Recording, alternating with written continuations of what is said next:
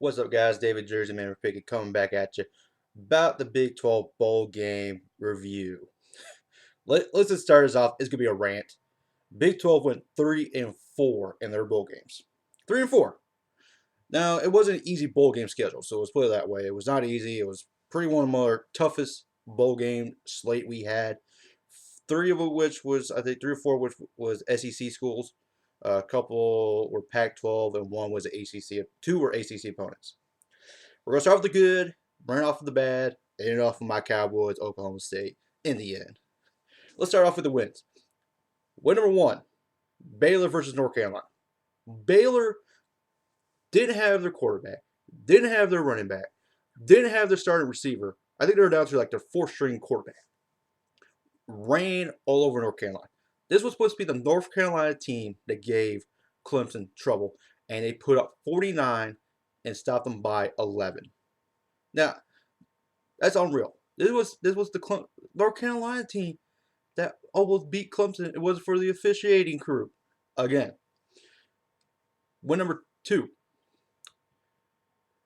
West Virginia over Arizona State. This was a game I predicted to be very close. I thought the Stacey Howard was going to throw the ball a lot. Arizona State was going to take the win. West Virginia came back won by 1 point. Not too bad. Win number three, I'm saving for the best for last for the wins. Wearing my TCU jersey. TCU being Oregon. Didn't have Trevon Boykin. I'll talk about it after this game. Didn't have Aaron Dobson, who's arguably one of the best receivers in the nation. Down 31 points at halftime and came back and beat Oregon. 31 points. And this is what we're thinking about. Oh boy, here's another bowl game. Everybody getting blown out. TCU was down 31 points at half, came back, tied it up, 31 all, go to overtime, and beat them 47-41. That rarely ever happens, where you're down 31 points at half and you win. Now let's talk about Trevon Boykin. 2 days before the bowl game, he decided to protect his homies and get arrested and punch the cop. 2 days before the bowl game. This was a guy that everybody loved. Great guy off the field, great guy on the field, especially with opposing fans. People loved him. Then he goes off, protects his homies, and, decides to punch a cop. The smartest thing you can do as an athlete who's getting ready for the NFL, I think probably next year, not this year, but next year, is to protect yourself and protect your image. Your homie is only there for so long, especially if you only know him for a little bit. Depends on how good your friends are. But 2 days before the bowl game, you can just go ahead and decide to do something stupid like that. Really? This was going to be the bowl game that everybody thought was going to be a great matchup as well. And it was. It was a good matchup. I thought it was going to be close. TCU would pull it off with Boykin playing. But they pulled it off with a backup quarterback, pulled it off without the top receiver. So they did what they did. Now let's go with the losses, the best part, the rants. And the best two are going to be towards the end. Loss number one, Texas Tech against LSU. I said in my preview, Texas Tech has to stop Leonard Fournette. They didn't. Leonard Fournette ran all over them like he's supposed to do all season long, which he didn't. And Texas Tech didn't do what they're supposed to do. I mean, they're a decent team, and Patrick Mahomes is probably going to do something special next year. I mean, he could be a Heisman candidate. He could do something good for that team. He could be a dark horse for the Red Raiders to win possibly the Big 12 next year. But this was a chance to go against a LSU team who was dealing with, coaching problems towards the end, wanting to fire Les Miles, then decided to keep him because they were smart to do that. A LSU team who's struggling in the pass. I mean, come on now. If they're struggling to pass, you put at least 7 in the box, at least. You go for the legs, at least double team them. They didn't do it. Leonard Fournette ran over him. Loss number 2, Kansas State against Arkansas. This was the Arkansas team that lost to Toledo early on. Arkansas team that usually bounces back in the end, does what they got to do. This was the game, but I called that Kansas State was going to lose anyways because Kansas State is average at best. I mean, it is what it is. So I'll call it as it is right there. Kansas State just got destroyed. Loss number 3. Oklahoma versus Clemson. What the fuck, Oklahoma? You were hot. You had 2 NFL caliber running backs. You have an NFL caliber receiver, NFL caliber quarterback. What the fuck? I mean, seriously. And you guys get stopped. You got offensive line looked weak. You guys lost so many sacks. It was, I mean, you look like freaking Patriots today. And then you let Deshaun Watson do whatever the fuck he wanted to the whole damn fucking game. I was like, holy shit. And I'm here in Oklahoma, I have to deal with this shit with my friends and everybody else that are Oklahoma fans because of the fact that a couple of them talk shit to me about this game. And this is what happens. Now, I'll bring this subject up later. I say part of it's because of the committee, as well as placing these games the way they were. But we'll save that for last. And the final loss number 4, my Oklahoma State Cowboys. They didn't shoot themselves in the foot. They shot their whole fucking legs. Job catches, stupid penalties, stupid cover schemes. I mean, I could call my best friend Will right now. I would tell him this is what they need to do. He will agree with me 100% most of the time. When you're dropping passes where you're open and this is for big gangs, you can't drop these. Especially when you're going against an Ole Miss team, 1 who beat Alabama, 2 struggled like they did before, and this was a good chance to do it, and 3, the Big 12 versus SEC race. You shot yourself in the foot by dropping passes deep. I mean, they were in your hands. You were going to get a 20, 25-yard reception, and we were going to get our offense going. I'll put it on number 4 as well, why we lost. No running game. Let's go with that. Basically, we're like the Miami Dolphins. No running game. We abandoned the run. We got no offensive line to run the ball to block for us. It sucks. I mean, 2-3 years ago, we had 1,000 yards rushers out the ass like it was nothing. Yeah, we had Joseph Randall, who's a dumbass.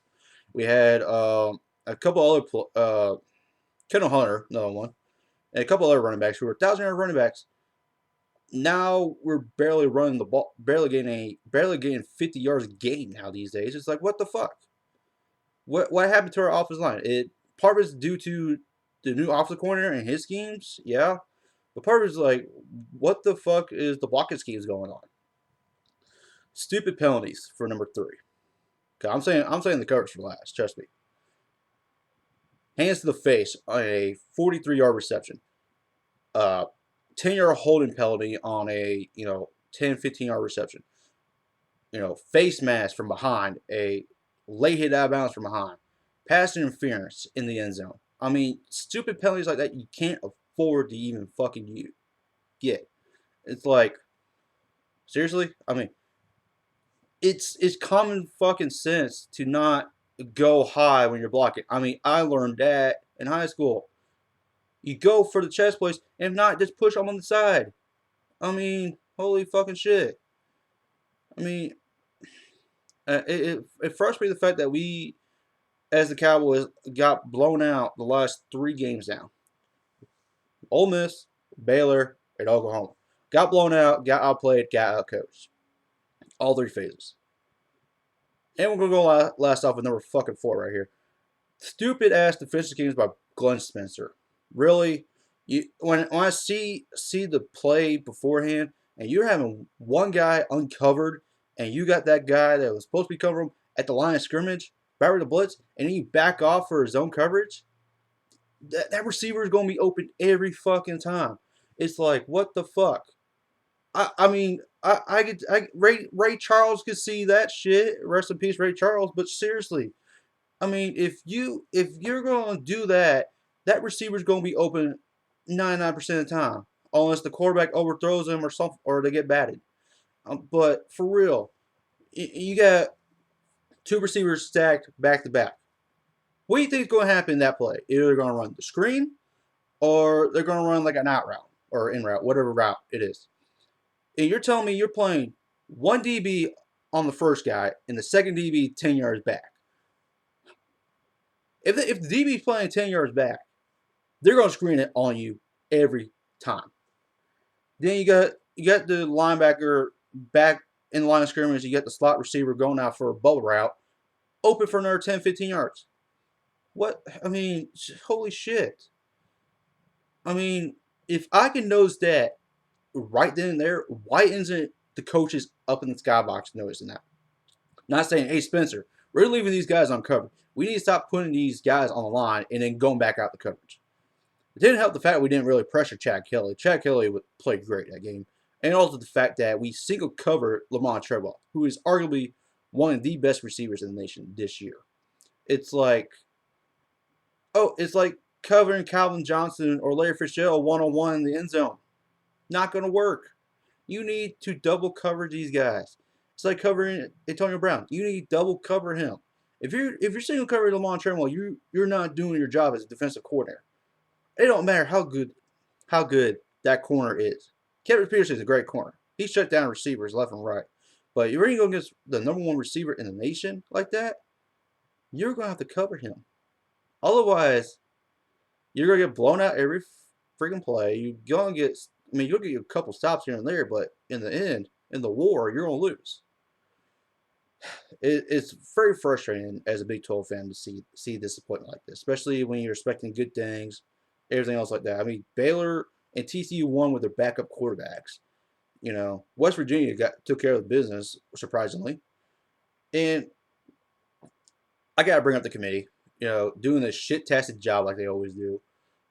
Oh, we're going to put Michigan State over Oklahoma because they beat Iowa. Took on a 22 fucking play drive, and they deserve number 3. And look what happened to play Alabama. I'll put this in common sense terms. When Nick Saban plays against an I formation team, the same style I formation team that he plays, he will win arguably 90% of the time, especially when you're giving him a month. Did it against LSU this year. Did it against every team. Did it against Wisconsin. Both run same style offense that he runs. He has the better front offensive line, defensive line, linebackers than any of those 3 teams. If you put him against Oklahoma, he will either win close, or get blown out because he can't handle the spread offense. If any Alabama or SEC fans say I'm stupid or crazy to think Alabama would not get destroyed by Oklahoma or not blow them out, you guys are obviously 1, homers, or 2, you're blinded by the fact it's the SEC. Nick Saban can't win against the spread. Look what happened to Ole Miss. Spread offensive team, no huddle, Saban struggles. You do that against an Oklahoma team, Saban would struggle as well. Anyone says otherwise, you're a dumbass. I don't, even including Bama fans. I know a couple Bama fans are like, oh, there's no way Oklahoma will beat us. You telling me Oklahoma will not make it close? You telling me Oklahoma has that possible chance of beating you guys because Saban can't handle the spread? That's why you guys are going to lose to Clemson. I'll put it right there and there. So you're telling me Michigan State was a better team than Oklahoma, and then you put the 2 similar style offenses against each other in both college playoff games. Good job, committee. You don't put different style offenses and defenses against each other. No, you say, oh, this is what we believe is the best matchup. No, it's fucking not. We all know the truth. We all know you're a bunch of fucking homers to begin with, especially the head chairman who's from Arkansas. You got Barrett Alvarez from Wisconsin. You got Tom Osborne from Nebraska. So you got 3 main guys right there from the SEC and the Big Ten. Then you got 1 Big 12 guy. I don't think we even have a Pac-12 person. This committee needs to seriously think about which teams are good. You can't think about who they played. If you think about who they played, you need to think about who they played. Like for example, Iowa got destroyed by Stanford, 35-0 at half. They destroyed them 48 to 21 or something like that. Where it was just playing on garbage time. Christian McCaffrey just destroyed them. This was supposed to be this Iowa team that was a few plays away from going to the playoff. If they would play Bama, they would have got destroyed. They played Clemson, got destroyed. Play Oklahoma, they would have gotten destroyed. No, this committee wants to play stupid homerism and decide, you know what? We're going to put Iowa in. Iowa as this legitimate top 10 team, the top 5 team, and they get destroyed. Honestly, I would rather put Stanford over Michigan State at times. even though they had two losses, they were just, one was against Northwestern. I'm not putting that 9 a.m. excuse. Fuck that. They just got plain old beat. But they lost to an Oregon team that got hot in the end. They beat Notre Dame. I wouldn't put honestly. I wouldn't put Ohio State in there. I mean, as good as they are, no, you didn't win your conference. You didn't, let alone win your division. You should have won. Plain and simple. That's my rant. You know, sucks to be a Big 12 fan right now, especially as an Oklahoma State fan. You're nothing but disappointed, upset, frustrated. I stopped watching after halftime. I was like, I'm done with this shit. I got rather do more productive things in their offense and defense. Apparently, at least we scored 20 points. At least 20. Damn. But like our group, join us. You know, join our group, Sports Talk, Facebook.com/group/Sports Talk with 2Ks. If you like my videos, comment, share, the whole 9 yards, the whole YouTube thing. Um, anyway, I want to say at least thank a couple people that at least are interested in the Big 12 now, got them to be part of it. I get more people involved with the Big 12, the better. So that way I have supporters, even though they're fans of other teams. I know Jay Gibbs, shout out to Mr. Savage, Jay Gibbs right here. He's a fan of Michigan. I gave him crap during the Michigan Florida game, saying go blue. I say which one, and he's slightly interested in the Big 12 now these days. Mr. Amarni, try to get him to go to Oklahoma State now. That's just cool. So, you know, thank you guys very much for it. Sorry for the rant. I had to rant. It's pissing me off that the fact that we play shitty as bowl games, play shitty as what we are. But hopefully next season we'll do better, especially if players get healthy, especially do what we got to do. Oklahoma's got Ohio State next year. This will be a good game to look forward to. Baylor and Oklahoma State plays early, so we're getting there to our big games now early. But it all lies on the committee. It doesn't lie on the teams. We all know the truth. And ESPN and the committee works together to say, oh, these are the best matchup. These are this and that. They don't have no opinions for themselves. That's the straight up truth. This is Jersey Man signing out.